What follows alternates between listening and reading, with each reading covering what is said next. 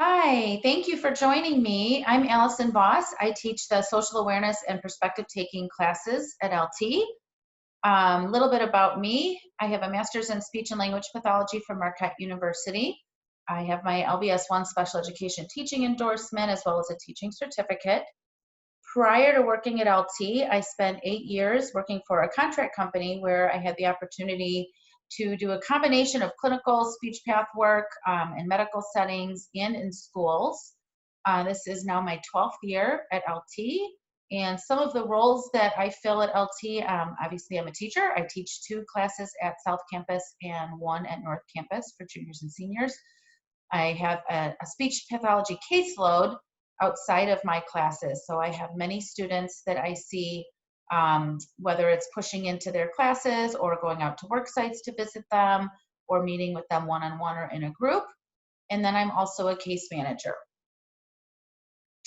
A little bit about my personal life. I live in Naperville with my husband, who's also a teacher, and I have one daughter, Lila, who is in 3rd grade this year. Some things I like to do in my free time. My daughter and I do lots of arts and crafts together. We like cooking, reading. In fact, I put a little picture there of a book that I read this summer, a little outside of the typical genre that I read. This was a historical fiction called The Nightingale. So if you haven't read it, I highly recommend it. It was incredible. And then I also like to travel. A little fun fact about me.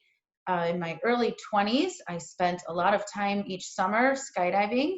So that picture is me hanging upside down off of a biplane. Seems like a lifetime ago. Life is pretty mundane nowadays compared to that. A little bit about the class. So the course objectives, these are the things that I would like all of my students to know prior to exiting my class. So you may or may not know that many of my students take this class repetitively. So I have freshmen through seniors, and as a team, we will determine whether or not we feel that your child is ready to move out of the class.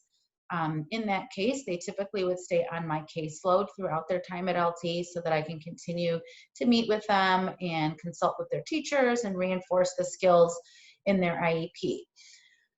So these are the things that I would like students to understand. Number one, that people have varied perspectives based on their backgrounds and life experiences. 2, that there are hidden social rules that we are expected to know and adhere to. So an example of a hidden social rule would be when you walk into an elevator that we turn around and face the door. That is not something that we are ever explicitly taught. That's something that we are just expected to kind of observe and pick up on.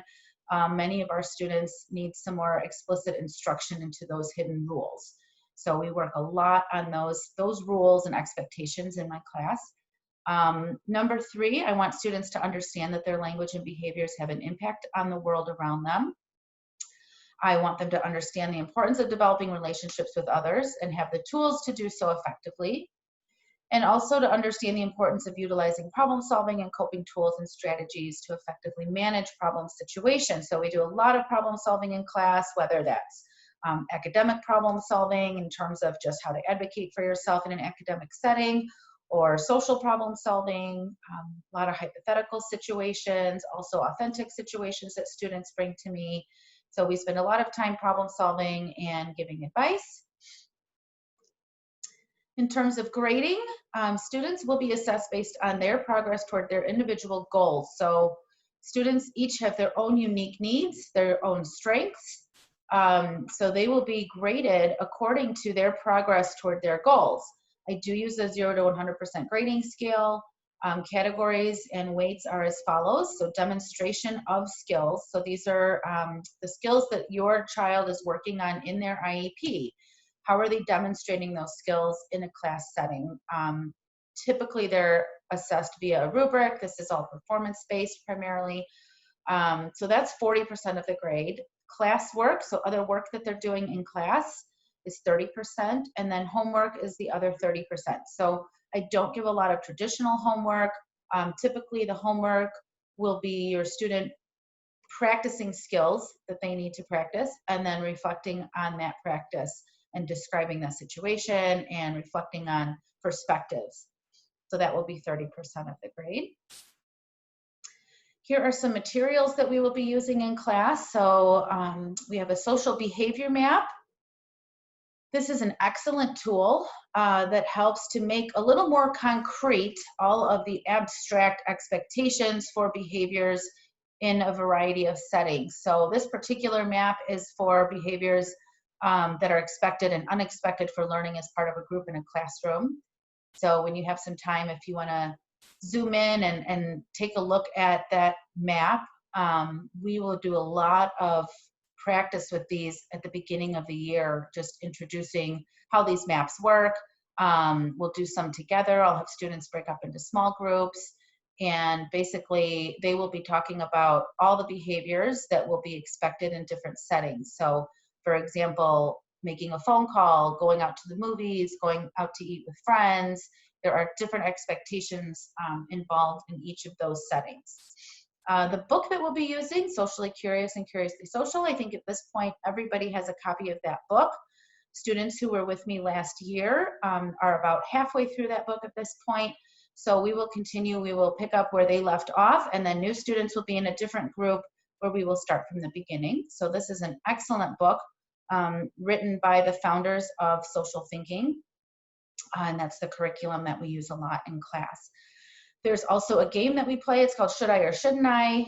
The game provides a variety of different social scenarios, and then also rankings 1 through 5. We review those rankings, and then students pick a ranking for each scenario, whether they feel like that behavior is more of a pro-social behavior, if that's a neutral behavior, if it's unexpected, and then there are a variety of layers or levels of unexpected behaviors, 3 through 5. So we will be using that tool as well.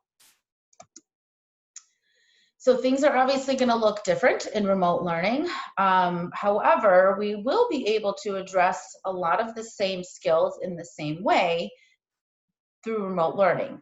We will be using breakout rooms for small group work, so students will get a lot of conversation practice. They'll work on problem-solving activities and complete other curricular tasks with their peers.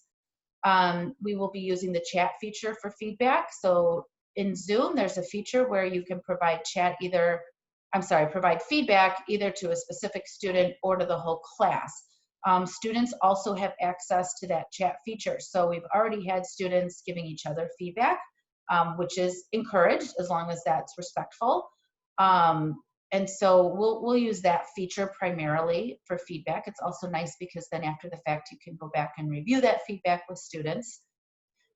In terms of class participation, the expectations are much the same. I expect that students join our Zoom meetings on time, that they remain focused.